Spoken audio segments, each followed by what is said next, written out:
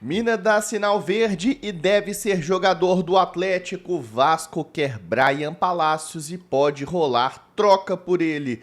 Júnior Santos, péssima notícia, prazo de retorno, adversário definido na Copa do Brasil e as datas base, grana nos cofres do Atlético de forma sem esperar, de forma surpreendente. Tudo isso e muito mais notícias do Galo aqui no Café com Jebs. Muito bom dia, roda a vinheta e bora falar de Galo.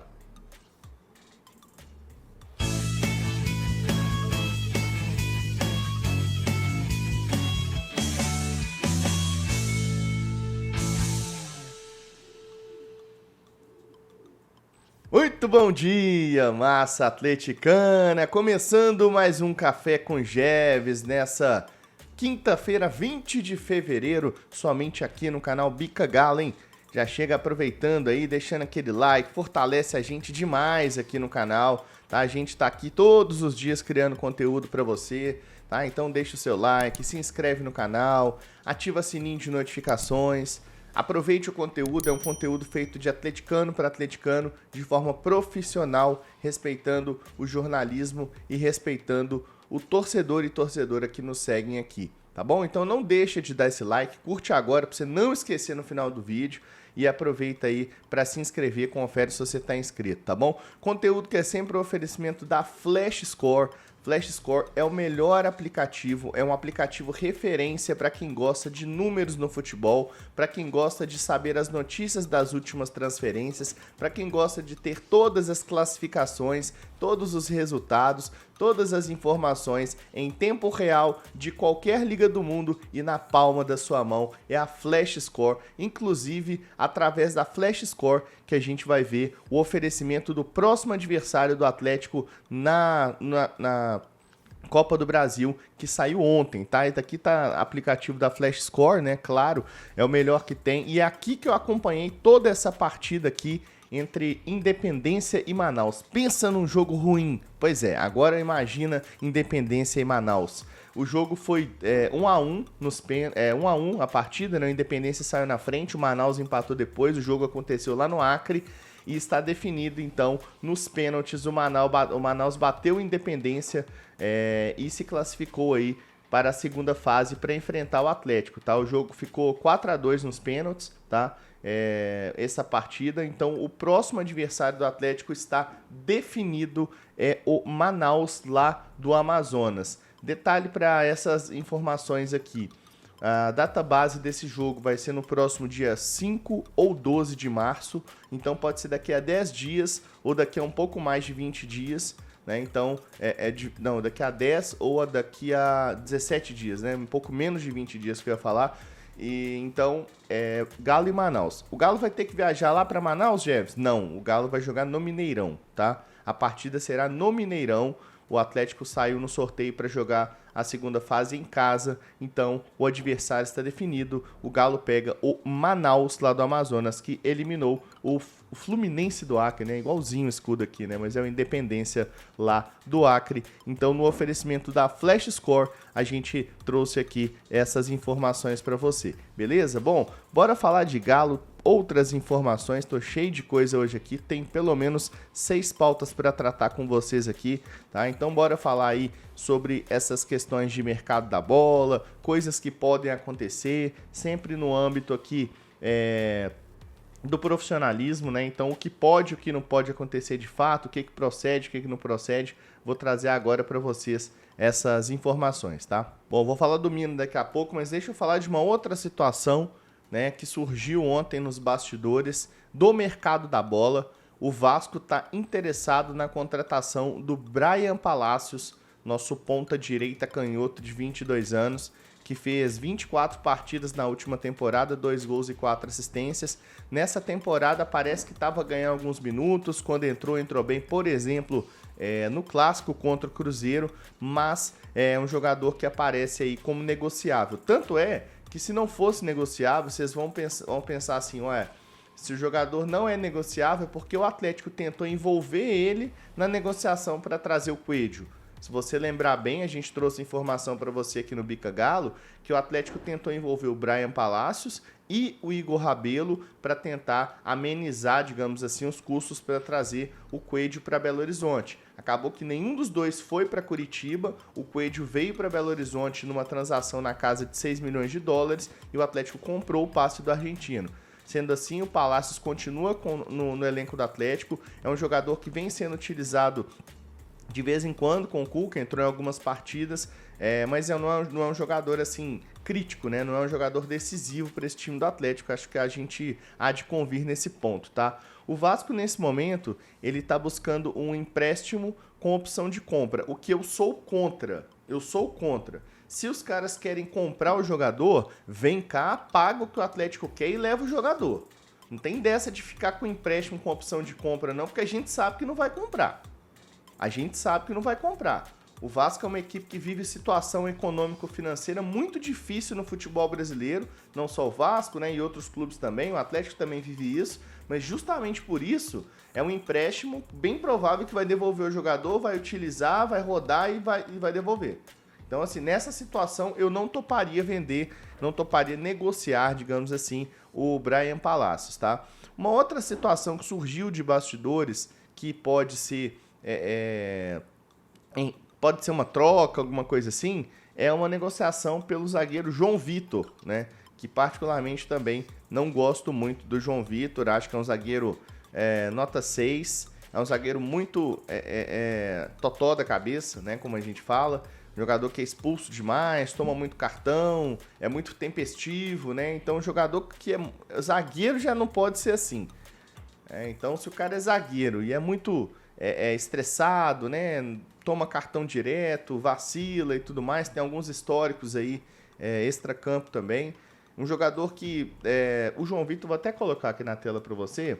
O João Vitor, ele é um jogador que ele foi revelado lá pelo Corinthians, saiu muito bem, né? Um grande jogador naquela época, era uma promessa da zaga brasileira e também corintiana. E do Corinthians ele acabou indo lá para o Benfica, né? Foi vendido para o Benfica, onde não teve muitos minutos, onde não teve grandes atuações, né? O Benfica comprou ele junto ao Corinthians na época, quer ver? Deixa eu ver o valor aqui. Foi 8 milhões de euros, 9 milhões e meio de euros, um valor extremamente alto para um zagueiro do futebol brasileiro, né? Então, assim, era realmente uma grande promessa. Lá em 7 de julho de 2022, que foi essa transação, o jogador foi para o Benfica, do Benfica ele foi emprestado para o futebol francês, lá no Nantes da França ele volta para o Benfica e depois ele acaba sendo contratado pelo Vasco da Gama na gestão do Alexandre Matos, né? Inclusive o Matos gosta tanto do João Vitor que recentemente ele tentou contratar o jogador lá para o Cruzeiro. A negociação girava em torno de 6 milhões de euros, né? A gente até falou sobre essa questão ontem nos Donos da Bola, lá na TV Band, onde eu estava, e acabaram que eles fecharam com outro jogador. Mas falando aqui da situação do João Vitor e do Atlético, é uma informação que vem do GE, tá? O João Vitor está com 26 anos, é um jogador de idade boa, mas particularmente, assim, não me agrada tanto. Inclusive, é um jogador que não é titular absoluto dessa zaga do Vasco, né? Então, a gente sabe como é o time do Vasco, né? Se ele não é titular absoluto ali, né? Para Lucas Oliveira, né? E outros jogadores ali que, particularmente, não me agradam, não.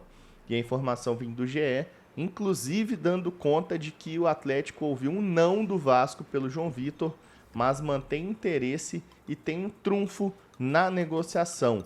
Qual seria esse trunfo? Seria relacionado às dívidas do Vasco com o Galo pela compra do Paulo Henrique, lateral direito, e do Jair. Por isso que eu tô falando que é um problema você fazer negociação com um time que não paga, né? A gente tá vendo a situação aqui do Paulo Henrique e do Jair, justamente porque tem que entrar na negociação, um negócio assim, para você receber algo que já foi acordado anteriormente.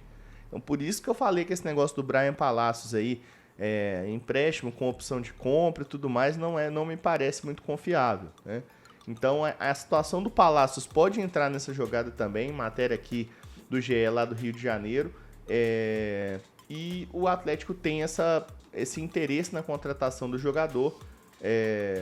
Segundo aqui a matéria, o nome está na pauta da cúpula do Atlético e do Siga tem algum tempo já teve essa proposta negada e o Galo tem esperança aí para fechar essa negociação. Repito, na minha opinião, tá? Não gosto muito da contratação caso venha do João Vitor.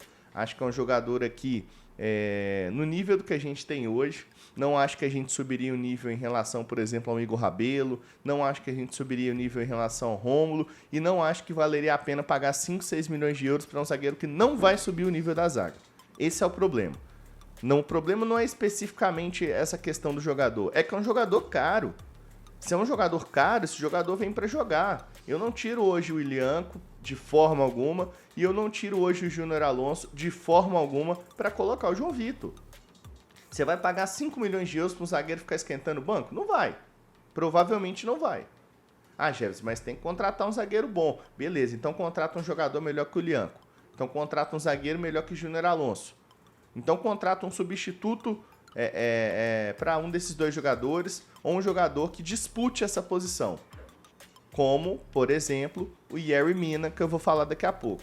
Então, assim, nesse caso do João Vitor, me parece uma negociação ruim para o Atlético, caso venha nesse momento. Se vem, a gente apoia, claro, isso é óbvio. Isso eu sempre falo aqui é Galo.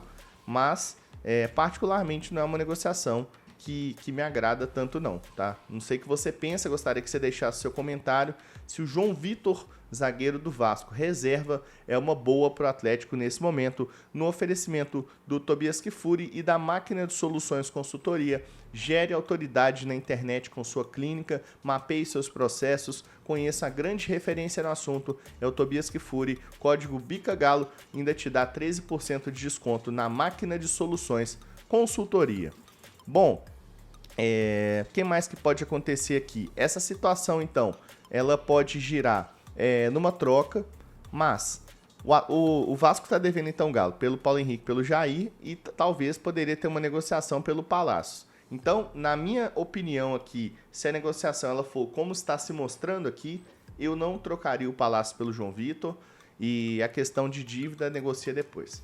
Não dá pra gente ficar sempre vendendo o jogador e pensando que essa situação ela não vai se resolver quando for devida, né? Vou vender, não sei se vocês vão pagar, se vocês pagar, beleza. Se vocês não pagar, não é assim, né? Acho que a palavra ainda vale no futebol, né? A palavra ainda vale, o aperto de mão ainda vale, apesar que a tinta no papel é o que é o relevante, é o que é formal. Mas assim, eu particularmente eu não me animo com esse nome do João Vitor, não. Não me animo mesmo, tá? E essa situação do Palácios indo para lá também, se você for pensar, o Atlético tem hoje nas pontas, do lado direito ali, tem o Alisson e o Palácios, né? O Coelho pode jogar ali, o Júnior Santos joga ali, mas o Júnior Santos machucou. Inclusive, falando de Júnior Santos, o prazo para a volta do Júnior Santos, informação aqui trazida pelo Lucas Tanaka, é de que o jogador ainda deve ficar até 2 meses parado. É uma péssima notícia, ele acabou de chegar. É uma lesão que pegou panturrilha, pegou tendão de Aquiles e tudo mais, rebentou, né? Teve um rompimento. Então, assim, cara, é uma lesão séria, entendeu? Uma lesão importante.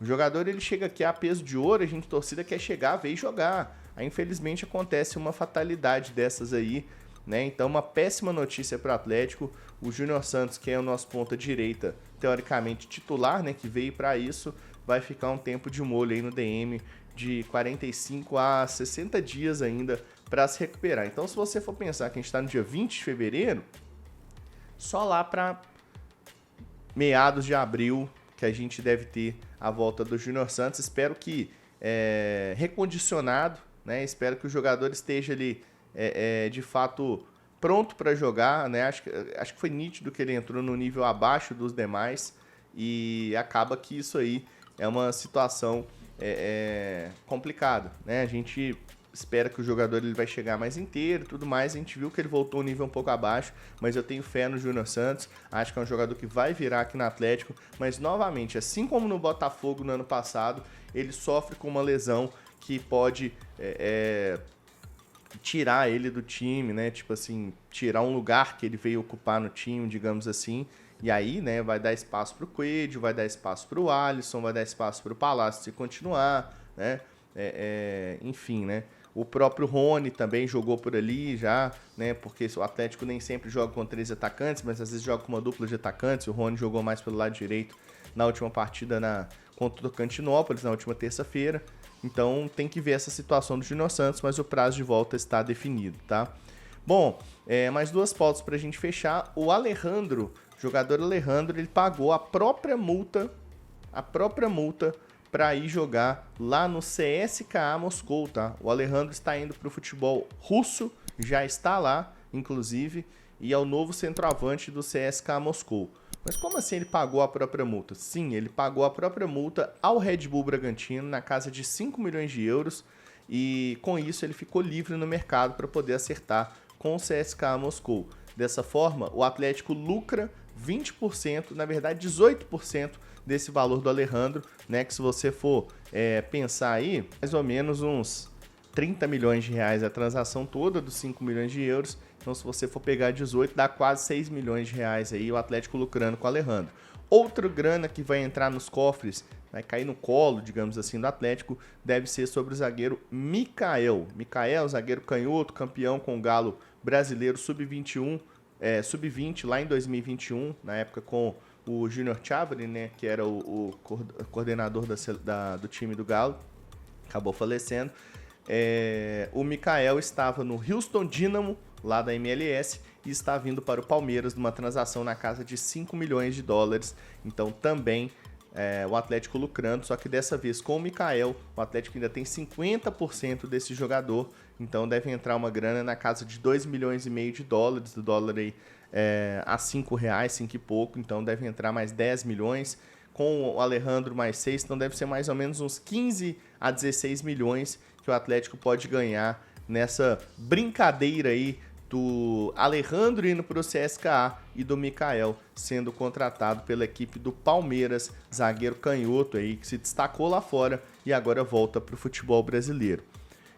Bom, informação que surgiu lá pelo Thiago Fernandes confirmando algo que eu já vinha trazendo aqui há semanas para vocês, de que a negociação pelo Yerry Mina é uma negociação que deveria caminhar para que acontecesse no meio do ano, porque o jogador ainda tem contrato lá no Cagliari até 30 de junho de 2025. O Thiago Fernandes confirmou a nossa informação e disse ainda que o Mina deu o ok para jogar no Atlético. Confere aí o vídeo do Thiago Fernandes. Intermediário da negociação.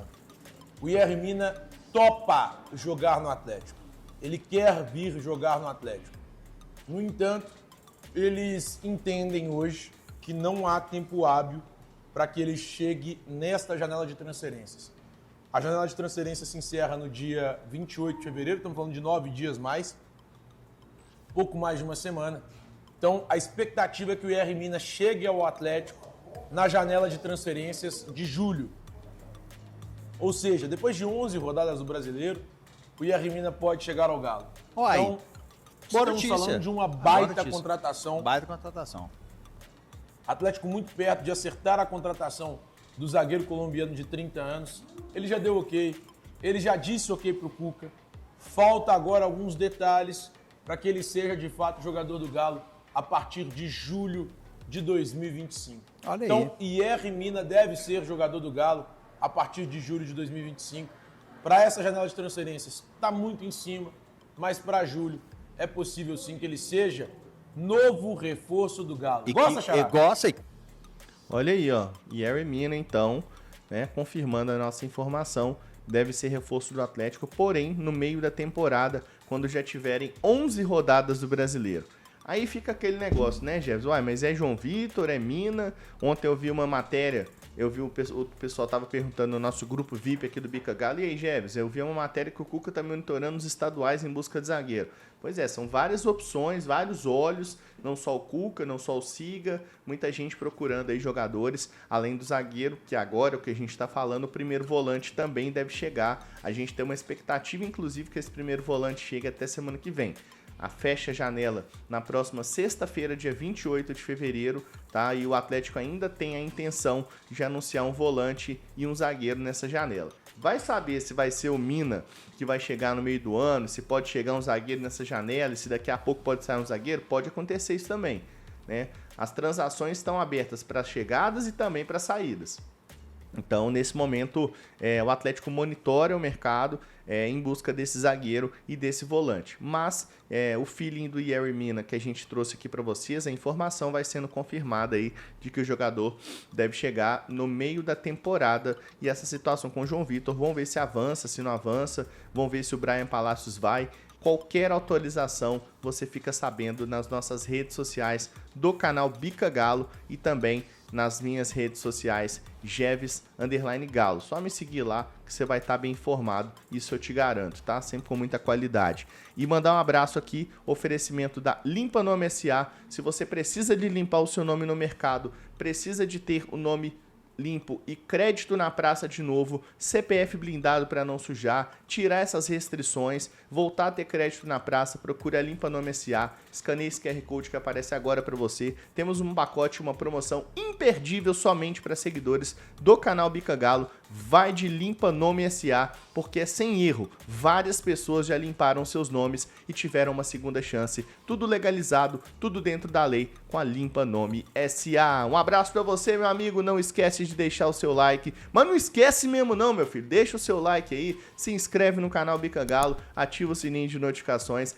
Vem comigo, o Café com Jeves volta amanhã, mas a gente está ativo nas redes sociais o dia inteirinho hoje para trazer informações para você sobre o Galo. Grande abraço para todo mundo, fiquem com Deus, eu sou Marco Jeves e eu fui.